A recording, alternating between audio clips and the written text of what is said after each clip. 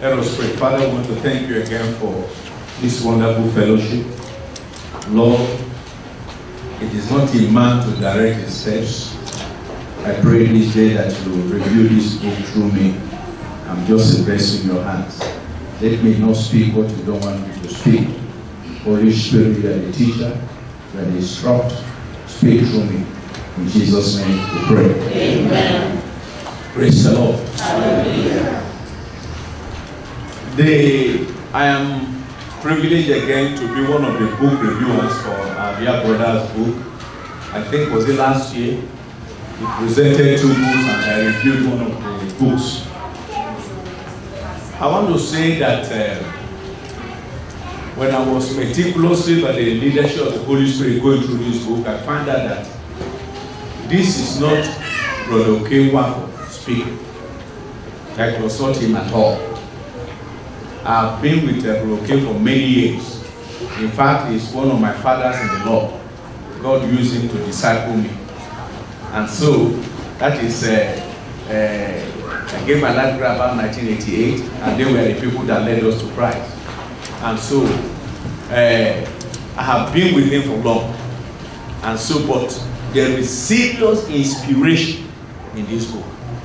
So please, what you're having here, you take it seriously because it's a Holy Spirit instruction and insight into this subject.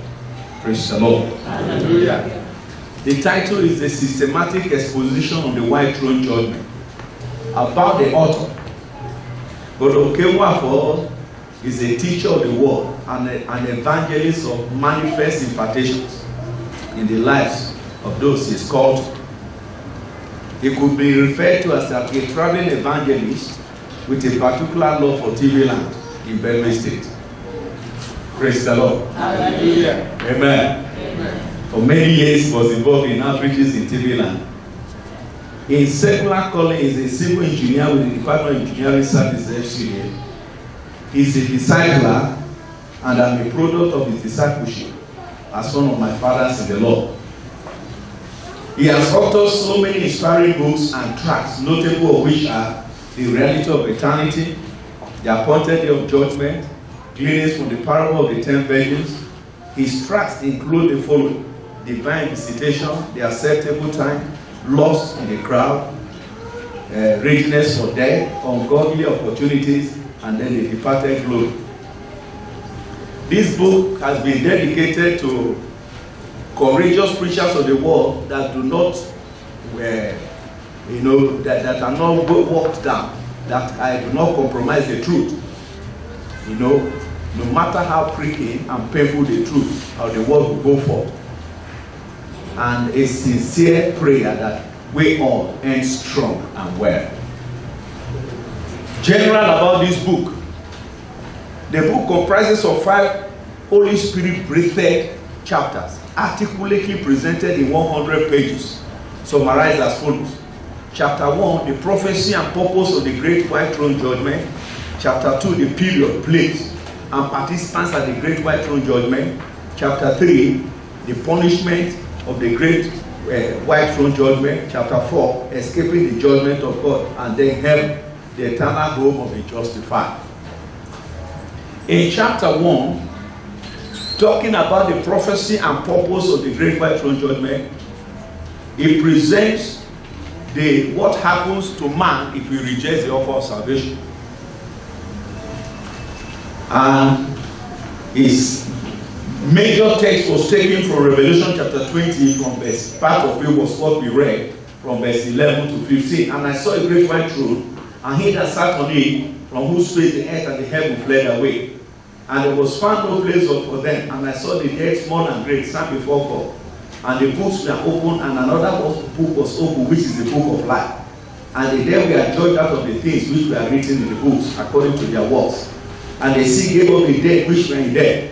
And they were judged every man according to their works. And death and hell were cast into the lake of fire. This is the second death. And whosoever was not found written in the book of life was cast into the lake of fire. It talks also about the prophecy of this judgment. with reference to Daniel chapter 12 from verse 1 to 2. The great white throne judgment did not just appear in the book of Revelation. It was prophesied in the book of Daniel. And reference was appropriately made to that. And at that time, the Michael stood up, the great prince, and standeth for the children of their people. And there shall be a time of trouble, such as never was seen. There was a nation even to that same time. And at that time, they were searched to be delivered. Everyone that shall be found written in the book. And many of them that sleep in the death of the earth shall awake, some to everlasting life and some to shame and everlasting contempt. The great white throne judgment is linked up with the parable of the text, which he accurately presented in the pages of this book. He further threw light on the purpose of the great white throne judgment. He did not leave the readers in doubt of the purpose of the white throne judgment. Number one, which was accurately presented, was the opportunity given to everyone to explain what he or she did with Christ, the offer of salvation. And then number two, to give everyone fair hearing before facing God's judgment. God is a just God, and so in this you are given the opportunity to be presented before God. Giving a fair hearing of what you did, the works that you handle with your body when here on earth. And the word of God made reference to was Psalm 99 verse 8, which says, "He shall judge the world in righteousness and shall minister judgment to the people in uprightness." God does not want the devil to be an accuser at this time of judgment, and so he gave a fair a presentation of what you did. You are going to be judged according to your works. And number three, the examination of every man's works. Emphasis here is not on your pastors. Your pastor will not stand for you, or nobody will stand for you, but what you did, you are going to be judged according to them. What's to note in the judgment is God's standard is equal. He's not a respecter of person. That you're born as a Christian here, and then from Christian home is not the issue. But you are going to be judged according to God's standard, not the standard of man. And it is going to be based on absolute obedience to God's word. In chapter 2 of this book, he captured the period, place, and participants at the Great White Throne Judgment. And then he looked at the period of this White Throne Judgment, the church age, which is the present dispensation, the catching up of the saints, which we call the rapture, and then the second phase, when Christ will come physically on the earth and land on Mount Zion, and all eyes shall see him, according to 1 Corinthians 15, 51 to 52. Of note, clarified in this book, is that the rapture will usher in the Great Tribulation period of 7 years, vividly described in Daniel's vision of 70 weeks. And then he also looked at the end of the 7 years of Great Tribulation, and then led to Christ's second coming. He did not leave us in doubt about the place of the White Throne Judgment. The judgment will take place at the White Throne of the Almighty God, as in Revelation chapter 20, verse 11. And then he also talked about the participants of the White Throne Judgment. It will comprise of the living and the dead, both small and great, who despise God's offer of salvation. Then the judges at the White Throne Judgment was accurately presented. The judge will be God, who will judge by Jesus Christ. The Father will decree and the Son will execute. The accused will be the unrepentant living and the dead saints, the dead souls right from Adam. The witnesses are those who have been justified by faith. This is according to John chapter 5, verse 22 and verse 27. For the Father judgeth no man, but hath committed all judgment unto his Son. Chapter 3 of the book looked at the judgment, the punishment at the Great White Throne Judgment, the punishment. It took, the basis was from Revelation chapter 20 from verse 14 to 15. And death and hell were cast into the lake of fire.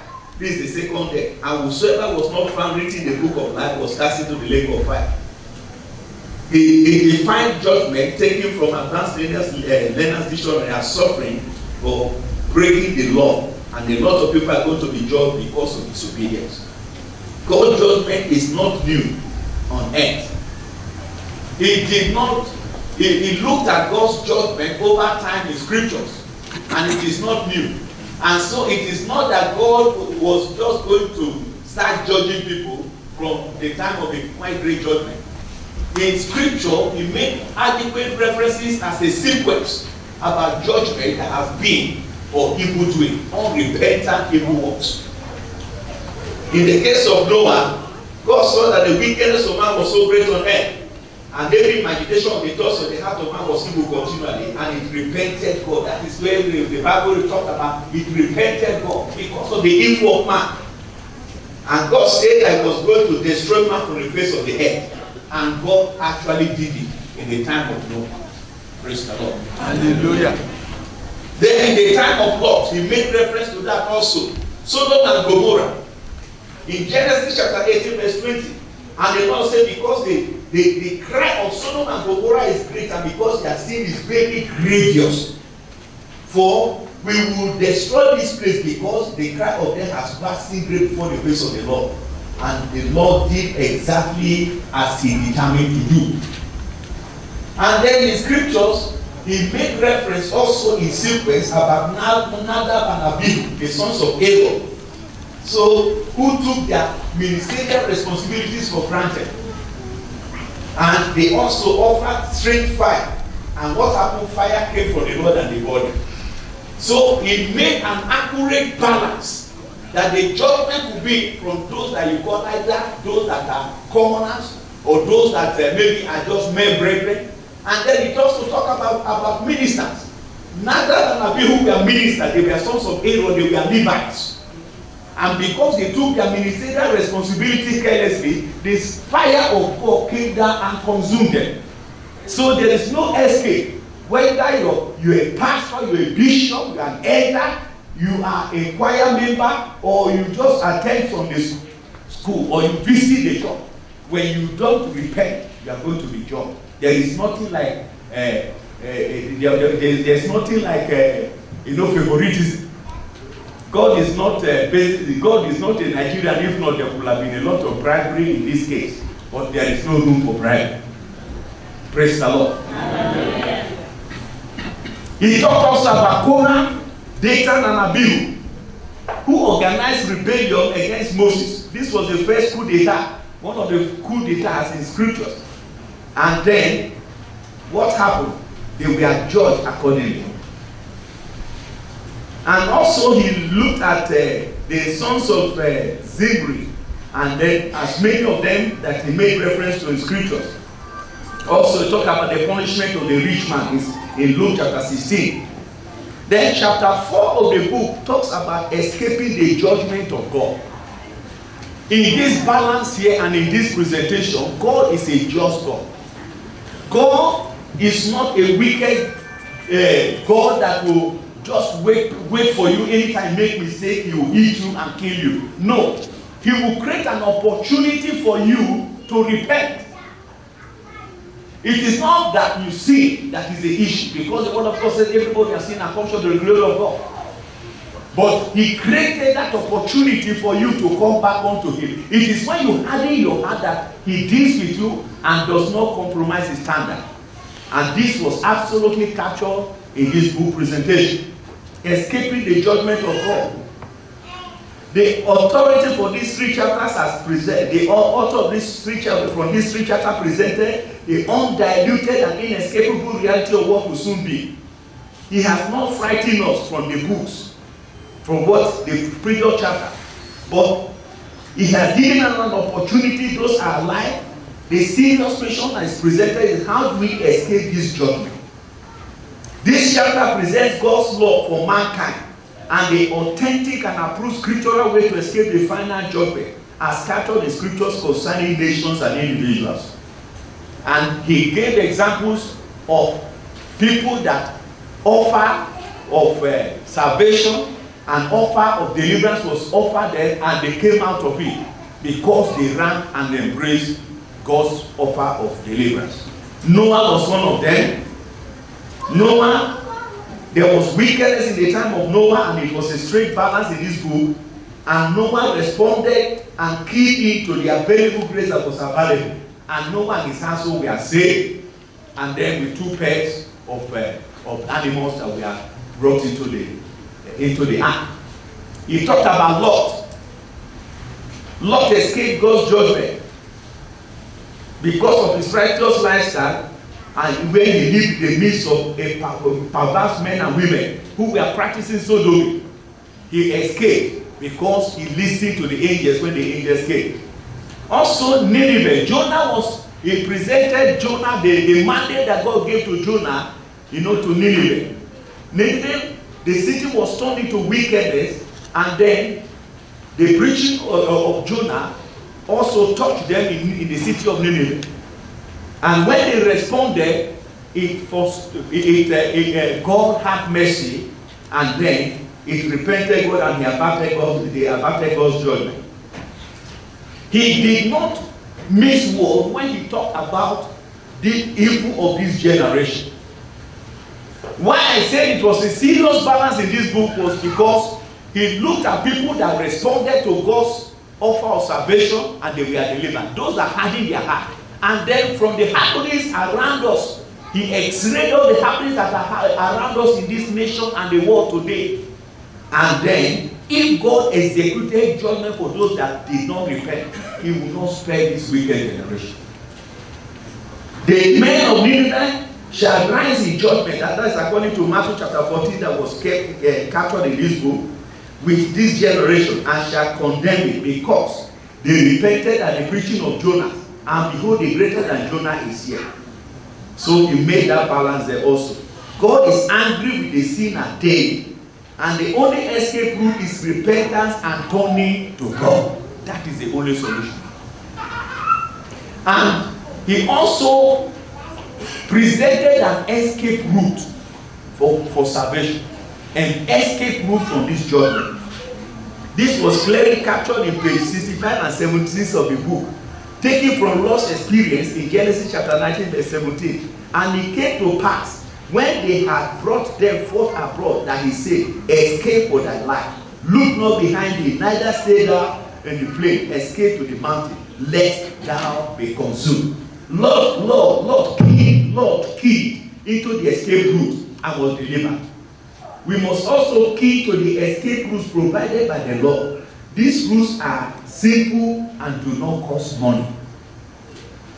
The escape route that was presented in this book, that are scriptural routes, are not to be purchased with money.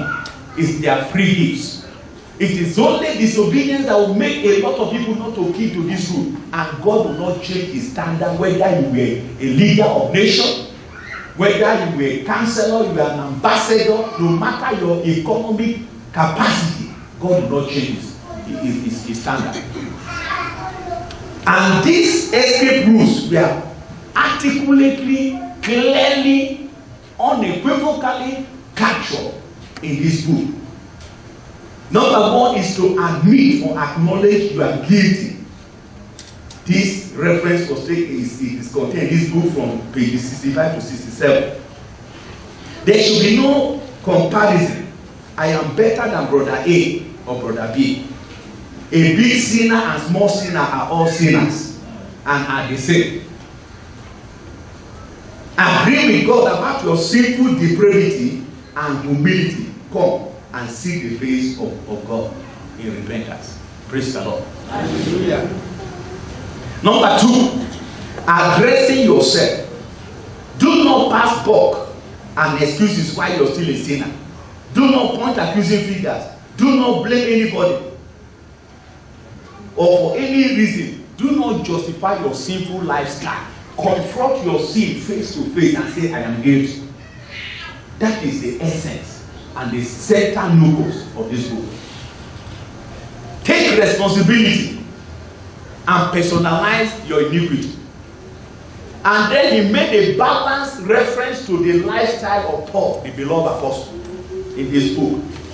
According to Paul in 1 Timothy chapter 1 verse 15, he made quote of it. This is a faithful saying and worthy of all acceptation, that Christ Jesus came into the world to save sinners, of whom I am chief. Paul did not explain away his position. His position did not make him to explain away or cover up his sin. Paul accepted that Jesus came for the purpose of saving sinners, and he was the chief among sinners. Hallelujah. Amen.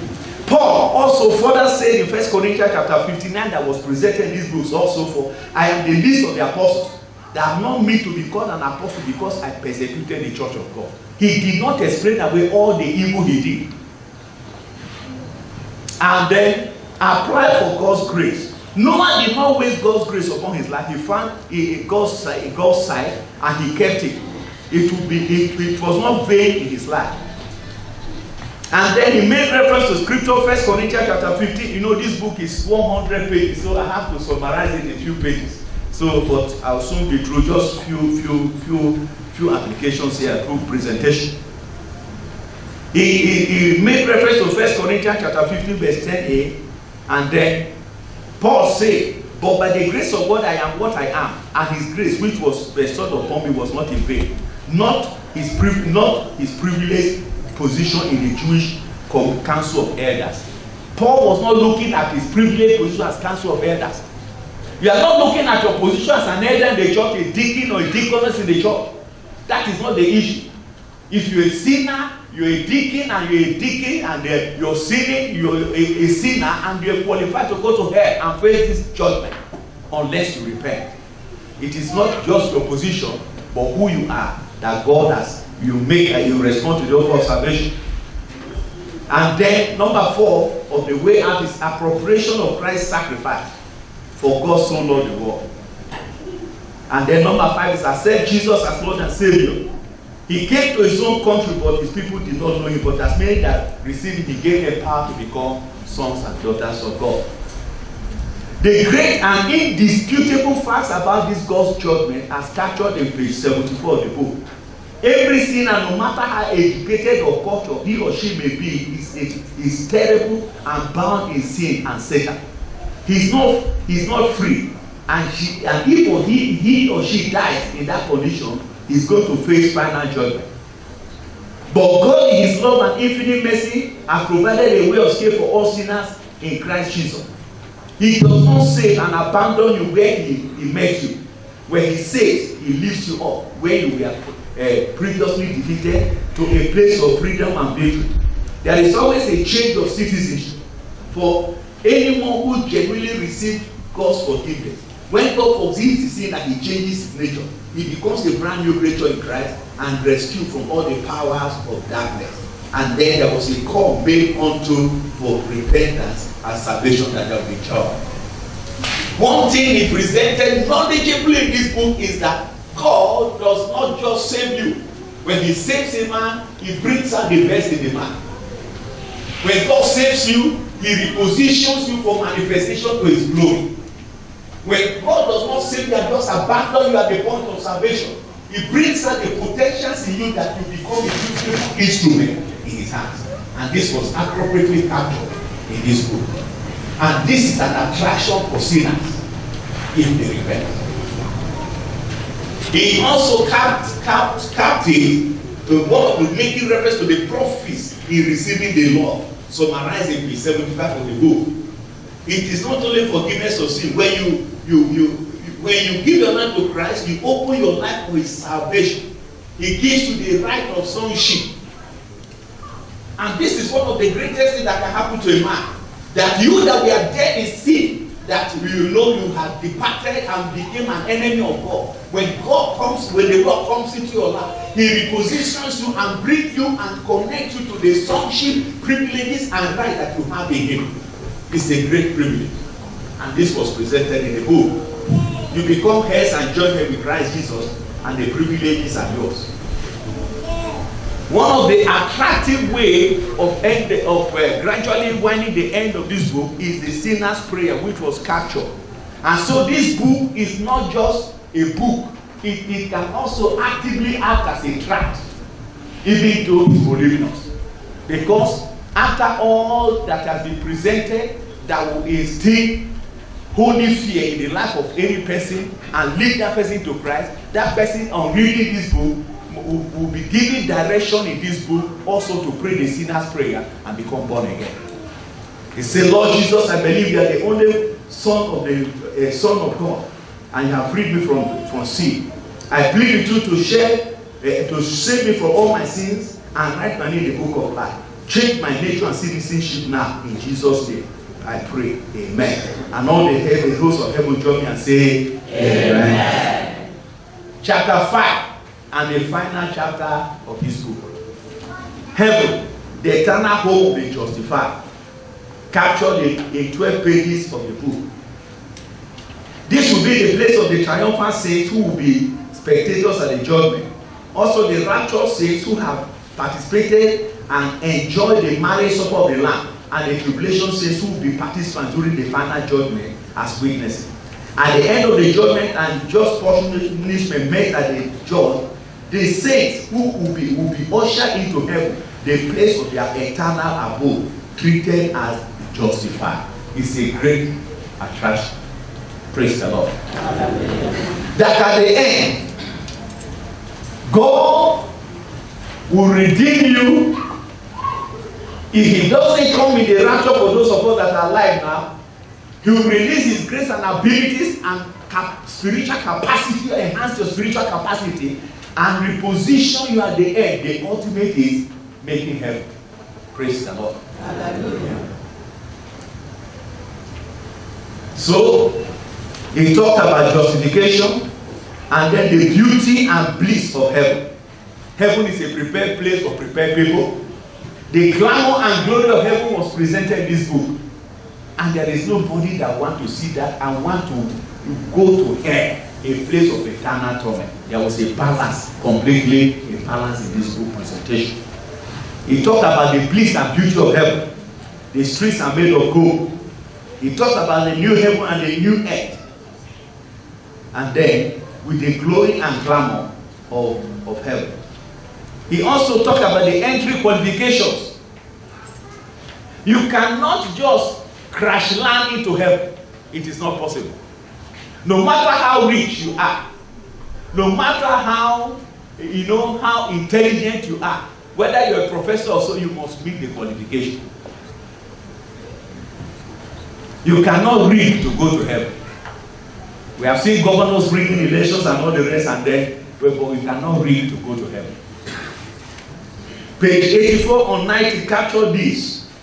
And there shall be no wise, that is from Revelation 21:27, and there shall be no wise enter into anything that defileth, neither whosoever walketh abomination or maketh a lie, but they which are written in the Lamb's book of life.